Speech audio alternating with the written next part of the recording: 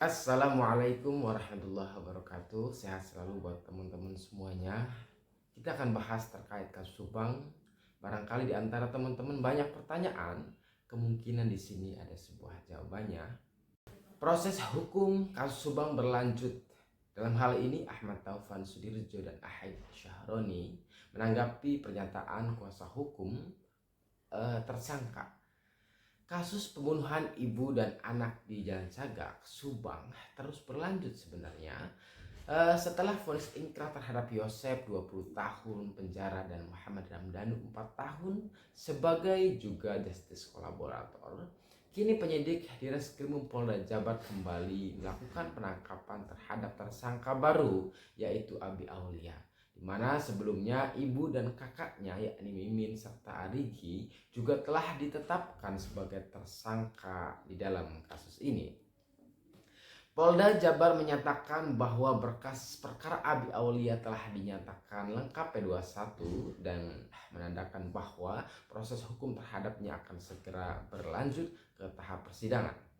Terkait perkembangan ini, pernyataan dari kuasa hukum tersangka Sylvia yang menyebutkan bahwa penyidik harus memberitahukan dirinya sebelum melakukan penangkapan mendapat bantahan keras dari pihak kuasa hukum keluarga korban Ahmad Taufan Sudirjo dan Ahid Syahroni dari kantor ATS Law Firm, menegaskan bahwa pernyataan tersebut tidak memiliki dasar hukum yang kuat. Menurut mereka, dasar hukum tindakan penyidik dalam melakukan penangkapan sudah diatur secara jelas dalam pasal 16, 17, dan 18 KUHP. Pasal 16 KUHP menyatakan bahwa penangkapan hanya dapat dilakukan terhadap seseorang yang diduga keras melakukan tindak pidana berdasarkan bukti permulaan yang cukup.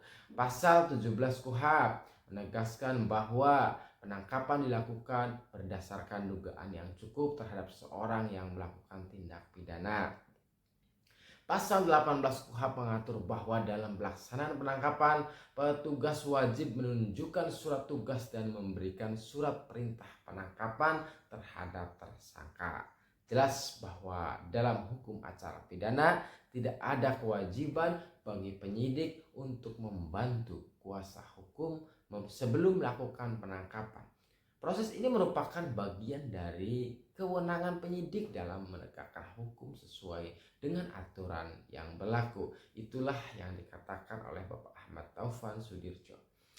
Bang Ahid Syahroni menambahkan bahwa pernyataan kuasa hukum dan tersangka yang menyebut harus ada pemberitahuan sebelumnya justru berpotensi menyesatkan. Itulah teman-teman sebuah tanggapan dari ATS Law Firm dalam hal ini oleh Kang Ahmad Taufan Sudirjo dan ditambahkan juga oleh Bang Ahid Syahroni bahwa ternyata di dalam sebuah penangkapan itu tidak butuh yang namanya pemberitahuan terhadap kuasa hukumnya terlebih dahulu, sesuai juga di dalam pasal 18 ya. Semua ini tertuang di dalam juangnews.id. Teman-teman bisa mengunjungi website tersebut, dan juangnews.id ini adalah dimiliki, diowner oleh Bapak Ahmad Taufan Sudirjo, dalam hal ini sebagai owner dari ATS Law Firm. Terima kasih, selamat berkunjung ke website tersebut. Wassalamualaikum warahmatullahi wabarakatuh.